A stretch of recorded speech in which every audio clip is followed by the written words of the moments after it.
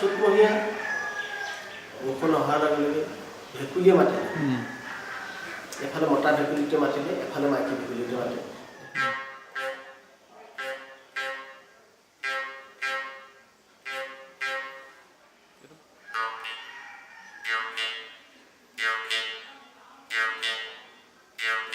সেই ভেকুলী মাতটো এগৰাকী বুঢ়ী মানুহে ভাল পায়